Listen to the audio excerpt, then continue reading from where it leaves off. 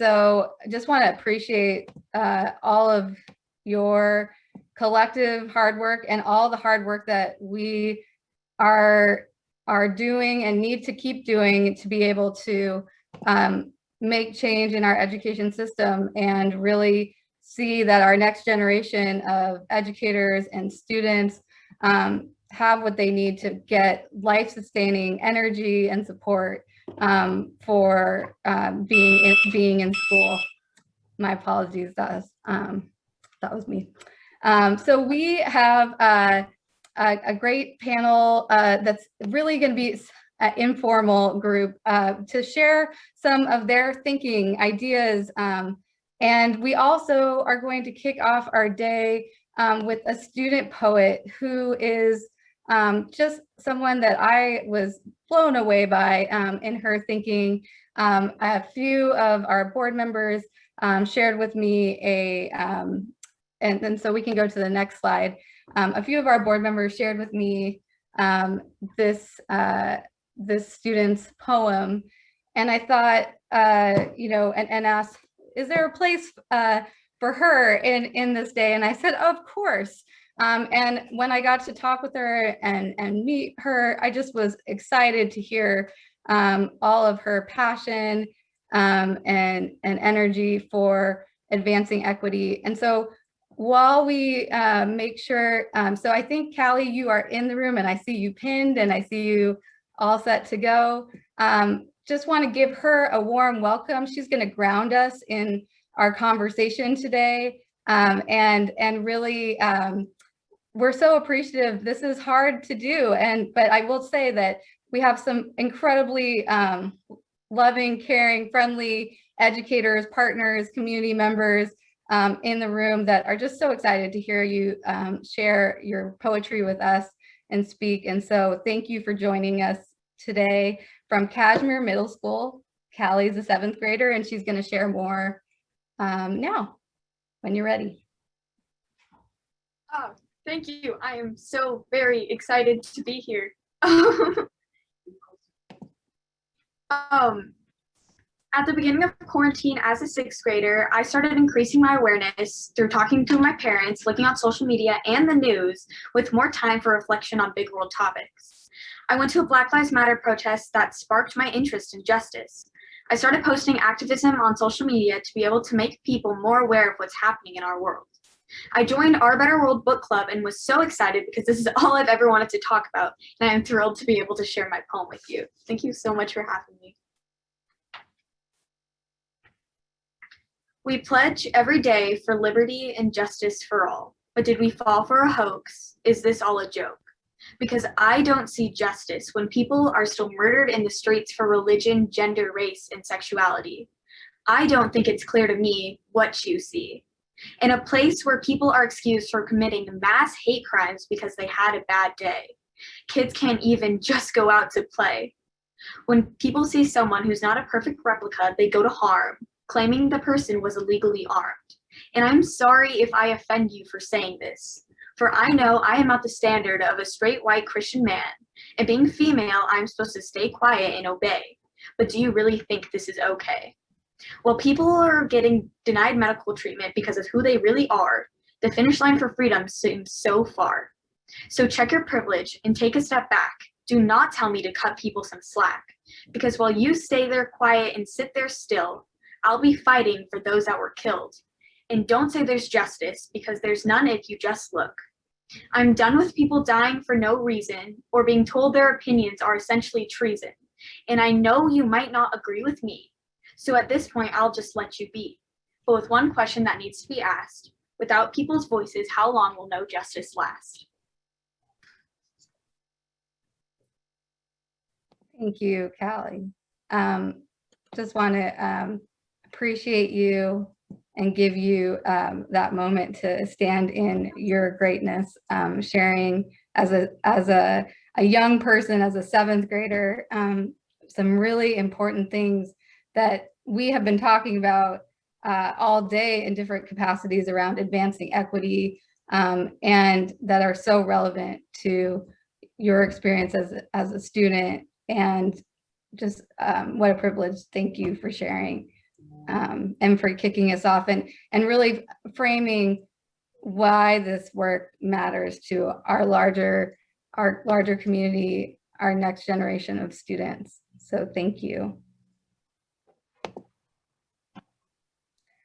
So we, if you stick around, you can also have a little bit more time.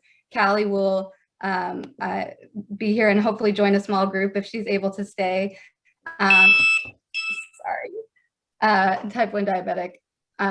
Anyway, what I wanted to say is that just appreciation for all of our different partners here, and appreciation for our students, and appreciation for Callie, because she really helped us to think about what does the world look like from a student perspective. And again, thank you so much for sharing with us. Your words represent the urgency for us to do better, to work together, to improve experiences for Washington students. And I ask that we keep Callie's words as the center of our thinking and conversation and networking with one another. So thank you again. So I want to go to the next slide. Oh, that's perfect. This slide. I wanted to, we have a couple of our colleagues in the room and that have come to other events. And I wanted to just share that as one of our colleagues, Eileen Yoshina, has said, it's so important for us to work across silos and cohesion with one another. And that this work requires systemic transformation across levels and sectors of education. As we go to network, another colleague, Chelsea Craig, said, as we have to keep up this work on purpose. As we work to bring together a virtual networking conversation, I thought it would be great for you to hear from some of your peer leaders about what they are doing within their sphere of influence to advance and impact change within education.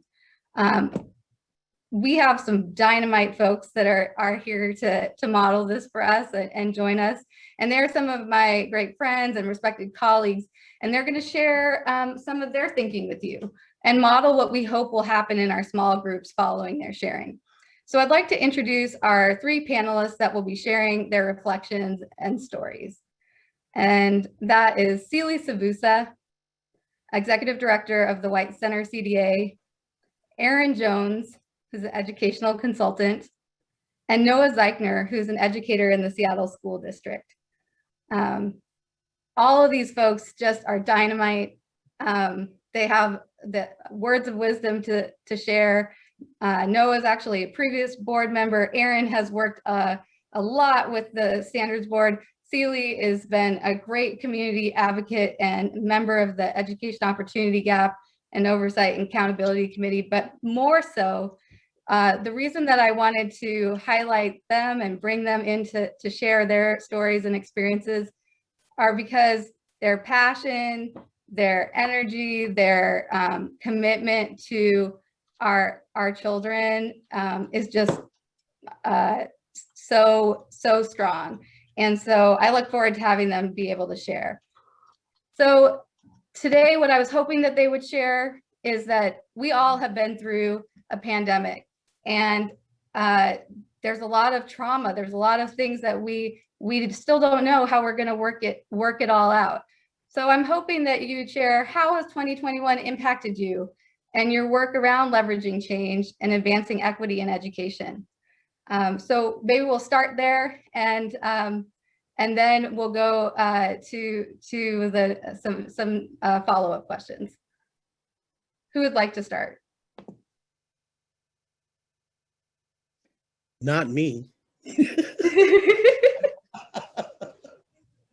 Dr. Jones. I'm ready. Sorry. Yeah, I'm ready to go. All right. Thanks for having us, first of all. And it's so good to see so many friends in the crowd. I see you, Eileen. My fellow Olympia person. Anyway, when I lost the election for OSPI by 1%, I was really sad. And now I'm so happy, y'all. Can I tell you, I am so happy I lost that race, because I feel like it has opened the door for me to do greater work and have more influence on this particular issue than I could have had I been stuck in an office in Olympia. I also didn't have to run schools during a pandemic, so I feel like I was saved by 1 point in a lot of ways. But I became a consultant pretty much immediately after my loss. I kind of fell into it. I got invited to do so much equity work in buildings that I filled out LLC paperwork and just went into consulting. But I also knew that even as a leader in a school district, I always wanted to be close to the ground. So I always was with students, with teachers, and in administration. That was something really important. I've never wanted to lead from the top. I always want to have my hand in the work. So even at OSPI, I was teaching classes every other week in a different building. When I worked for Federal Way in Tacoma, I was in classrooms all the time teaching, so that my ear was to the ground. And so as I was making decisions at the district level, I wasn't making them based on my own memory of what it had been like being a teacher, but I was actually in people's classrooms talking to students, often who looked like me. So when March came last year, all my work disappeared, like in a literally over 2-day period. Everything that I do disappeared. And I just remember being terrified at first. And then I had to tell my husband, honey, I'm not bringing in any money and I'm not on salary anywhere. So, we have 2 kids in college. I have one in graduate school at USC. And I was a little terrified. And I'll never forget what my teacher husband said to me on March 11th. And I'll never forget it was March 11th because March 12th is when everything got shut down. But March 11th, I turned to my husband and said, I'm not bringing in any money. I'm sorry. I don't know what to do about that. And he said, Erin, you've been doing a long time. I just need you to be.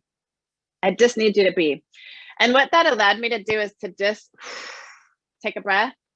And I knew right away, and I want you to, because I'm a teacher, y'all, I'm gonna have you do something. I want you to put your hands like this, you see my fancy nails from my 50th birthday? You see those nails? Anyway, I want you to just hold your hands out, and I want you to imagine what are the resources that you have in your hands? What are your gifts and talents that are in your hands? Imagine like putting whatever your gifts are, imagine them physically being in your hands.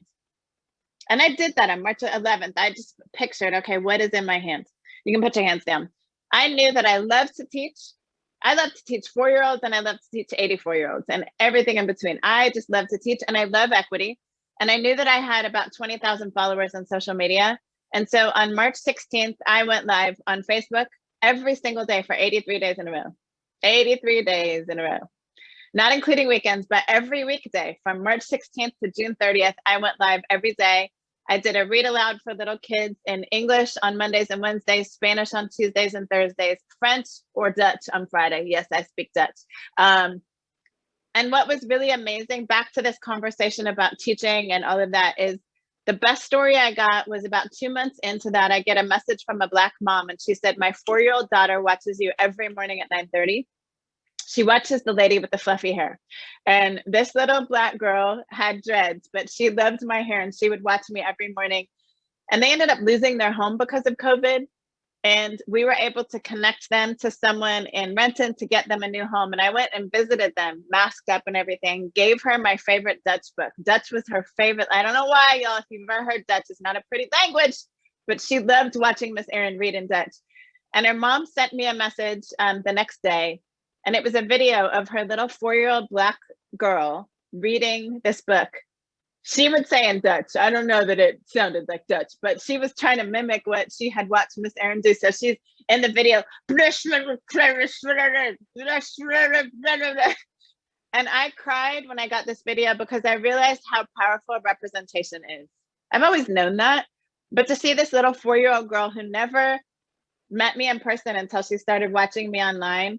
Do you know I have about 30 children that have stayed with me till my birthday yesterday? They showed up at my 50th birthday yesterday. Kids that I had never met in person, who've only seen me online, showed up at my 50th birthday party in Tumwater, drove all the way from Everett and Issaquah and Seattle to celebrate Miss Erin yesterday on my 50th birthday. Those kids have gotten to now advocate with the State Board of Education. Every Wednesday night, those kids get to meet with Randy Spalding, the executive director of the State Board of Education. They've done that for 7 weeks. Those kids are helping write policy right now. I've done over 1,000 hours of training for teachers on racial equity because Zoom allows me to be in 4 or 5 cities in a day. And so I see this as the greatest gift possibly, the most difficult season of my life, because y'all, I'm from Minneapolis, Minnesota. My white family there is horrible, horrible. I don't even want to go there. It's been a really painful season. And when it comes to this stuff around teaching and equity, the best season ever of my life. And so I know I lost for a reason. And now I'm getting to see the dividends in how policy is changing and even this conversation today. So thank you. Thanks, Erin. And thanks for bringing lots of different ideas and pieces of yourself, because I think that's so true. They all come together. Who'd like to share next? Noah would. All right. Sure, I can go. Thank you for volunteering me. I'm just so honored to be part of this panel, and as Alex said, I'm a social studies and Spanish teacher in Seattle Public Schools. This is my 17th year teaching high school, and I'm a former PSB board member. It's been a minute. I think I finished my term in 2014. I served on an RWT working group in 2015, and really, like, following the great work of RWT programs was always the most meaningful part of my board work. It's where I just focus my attention during those meetings. That to me is what made it all worth it. So how has 2021, I think I have to include a little bit of 2020 in this question too, but how has 2021 impacted my work advancing equity in education? And, you know, framing this discussion today with spheres of influence was actually really helpful for me in thinking about this question. And so definitely my first sphere of influence is my classroom. And as a history teacher, I've been navigating the attacks on history education and on critical race theory that have emerged over the past few months. And, you know, as history teachers, and really as all educators, really, we need to teach about history honestly.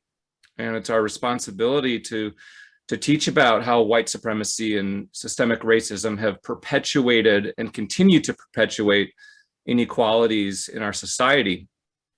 And as Brooke Brown talked about this morning, we as educators really need to always be learning and listening, especially to our students all the time. You know, I've had some deep conversations with students throughout this year.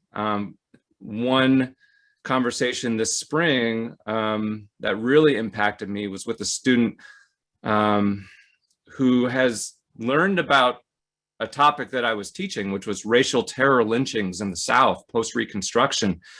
She's been learning that history from her grandmother for years, and really helped me think about how learning this hard history is a very different and potentially traumatic experience for her than it is for my white students who may be learning about it for the first time.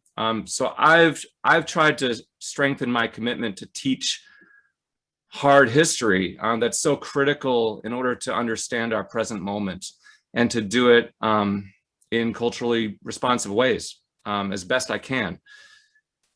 So that's one sphere of influence, my classroom. And then as I go beyond the classroom, I've tried to find ways to communicate and hopefully have some influence outside of my school, outside of my district. So I wrote an opinion piece that ran in the Washington Post in October in response to the 1776 Commission and to the attacks on the 1619 Project. And it was, you know, my effort to take a stand and speak out. And I completely recognize that that's a different experience for me in Western Washington than it is for teachers in many states around the country who are under pressures right now that are pretty intense. But we have to speak out and we have to take a stand, especially in 2021 when our democracy is so fragile. And, you know, another sphere in which I work as a teacher leader is I'm part of the organizing committee for the Northwest Teaching for Social Justice Conference, which takes place every October, usually alternating between Seattle and Portland. And this is a teacher-led space where educators come together for a day to learn from each other's equity-centered practices. And, you know, this year we had a virtual conference and we didn't know how it would go. And we had 1,200 educators attend and they showed up, including many pre-service teachers. So even during a pandemic, as most educators are stretched beyond their limits in many ways, people are still hungry for professional learning and collaboration. And so we need to keep feeding that need as we go forward. And I think I'll stop there. Thanks so much, Noah. That's you brought a lot of really real and complicated, you know, spheres of influence that you operate in, and those multiple identities are. Appreciate you sharing about what that's been like for you. Celie, now is your opportunity. If you would like to share what has it been like for you, and what how if at all has advancing equity, that work changed for you given the work you're doing? Yeah, first I want to say talofa to everybody, and to my colleagues here on the panel. I just took the liberty of using my auntie status to say who's going to go first and who's going to go next. So, but it's good to be with all of you and all of you amazing educators. So those of you who do know me, I serve on the EOGOAC with other folks representing different ethnic communities across the state. And you know, a lot of my work in community, you know, I'm an organizer at heart. For a living, I'm the executive director of the White Center Community Development Association. And it's very non-traditional in our approach to the work because of, we do so much direct service. We have a great relationship with our local school district, Highline. And so I'm a former school board member. And you know, as I hear, when I heard you talking about how, Aaron, how you're glad you didn't get that position, I just thought about, yeah, you weren't supposed to be there. You're supposed to be somewhere else. And that frankly, everybody who's in the roles that they were at during the pandemic, you're exactly where you should be. And you know, I feel when Aaron said, I feel like all my work has just disappeared. I remember feeling that way the first couple of weeks. It's like all the work communities have been doing in lifting equity and social justice, it's like that shit went right out the door. Because now look, and it feels like we were just stuck in this rut with the wrong kind of leadership in many places. I don't want to talk about Cheeto Head. So, but we had, you know, it was a grind on everybody. In my heart went out to the kids that sit in the classrooms, whose relationships depend, and their life and lived experience will come from the classrooms and the teachers in which they sit, ripped away. And so, you know, really thinking about how it is for parents and what they went through. And so a lot of my work with local government, with Olympia, with philanthropy, you know, I've just been beating that drum, as many other leaders have. These disparities that we know in education and healthcare and everything else, remember, they were here before this pandemic. So we need to get out of the damn box in a real way. This is what this opportunity of the pandemic is giving us. How can we shift the culture in the way that work happens in our systems and really take the leadership and the guidance the community has always had for all of us? And so, you know, really pushing the envelope. And when systems folks would say, well, you know, we just need to be flexible. And I'd say, no, I don't need you to be flexible. I need you to be meaningful. So anybody can be flexible. Damn, we've been flexible for generations, but shit ain't changing. So how do we take this opportunity that's impacted all of us, regardless of what you look like, to really move the needle? And those of us who've been, staunch warriors for social justice, this is a good time. Given what our society went through with Black Lives Matter, how did that inform us? And for me, it was, okay, healthcare, all the communities that you're working with, they're schools. They happen to have schools in there. How do we partner in a different way with education, with development, with community development? That the things that I've always looked at what's happening in schools, I've always looked at schools as another hub, and that critical hub to our communities. If my school does well, this community will do better. And so how do we get to this place where we're leaning into that notion of community, that learning happens 24 hours a day, and that sometimes, how do we let those voices from community come in and inform the way that we will work in this time that nobody has a blueprint for? And so, so I just, I feel like it has helped me change the kinds of conversations with the institutions, with local government, with funding world. Just remember, the communities are always, they are rich and have abundance of richness in communities. I still tell funders, the richness that are in communities, you can't even match that. And so if you are real to what you say about equity and following the leadership of BIPOC communities, how are they your boss? And so, and the same thing to the school district, school system.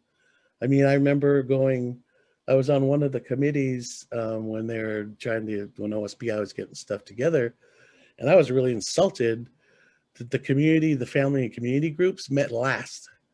Everybody else was meeting, and then our group met last, and just told them, this is not cool. You should have been talking to the parents first. And so I don't say this to criticize. I just, I say this because you're my friend, Randy, you're a dad. You're my friend. I don't want to talk to you as Mr. Superintendent. I want you to hear this as somebody who's a father and somebody who's also fighting for his children. And so how do we get to that place to change the way that we work together, and that we remain hopeful, and that it isn't a criticism, it is a way to shift us and shift the culture in our work and education and everywhere. So yeah, I'll stop there. Well, thank you guys. That was like, just, I just get chills listening to you. I think, so we are gonna send folks out in a few minutes to do this, their own sharing and talking with one another. But I wanted to give you another opportunity to just talk about what should and can we be doing as a network of partners that do a lot of different things, but all care about advancing equity and solving problems in the upcoming year. Like, what have you seen that's either working or you think we need to do more of, or we need to amplify? What does that look like? So I think number one, no one institution, no one person can do the work themselves anyway. And we've been trying to, like, just the way systems work, like teaching. I think about Noah, where you are. Like, when I was a teacher, I spent 15 years as a teacher. My parents taught for 40 years. Like, you go onto your island and you do your thing. But then that teacher next door to you may kill your kids and how they teach, right? And so if you're not linking arms and having conversations in positive ways, man, your really great lesson may get destroyed by the person next to you. And so how do we really link arms? I love, Steely, what you talked about healthcare and schools. And that's the beauty of what I feel like I've been doing this year is I am working with credit unions. I'm working with early childhood, higher ed, K-12, nonprofits, like all of it, all the people that touch our children. I'm able to help them see the dots. Okay, now y'all in housing. So I worked with the HOA here in Tacoma, the housing authority. And I said, okay, y'all need to be thinking about this as you think about justice, as you think about education and helping people connect the dots, because we have been trying to run in our silos and do really good equity work in a silo or in one. It just doesn't, equity work doesn't happen in a silo. It has to be us finding ways to talk to one another. And I think my greatest worry is that when the pandemic is over, we won't leverage technology to connect the dots. I think there's something beautiful about Zoom that allows people to Zoom in from lots of different places and not have to spend an hour on the road to get, so you can now have leaders from community in the same space as government leaders, in the same space as a principal, in the same space as a nonprofit leader. And so I worry that when we snap back to normal, we'll miss these opportunities to connect hundreds of people together, to get into breakout rooms and have these conversations. And I think if you'd asked me a year and a half ago, could you build a relationship online? I would have said no. Now I will tell you that's a fallacy, that I've built some of the strongest relationships online of my life because we've been able to be transparent. We're sitting in our own space. Like I get to be in my own house where I'm comfortable talking about hard stuff. And I found that people are much more transparent and vulnerable when they're in their own space in ways that I couldn't have told you a year ago. But we've got to not forget that as we move back to in-persons. I worry about that. I worry that we will snap back to doing stuff and we'll miss the opportunity to make those really necessary connections. Yeah, I want to pick up on that, Erin, and just, I'm a parent too, by the way. I have a second grader and a seventh grader, and they went in different directions. One stayed home, the seventh grader stayed home, stayed remote, and the second grader went back to school. And so I've been experiencing multiple angles of this year as a parent and a teacher.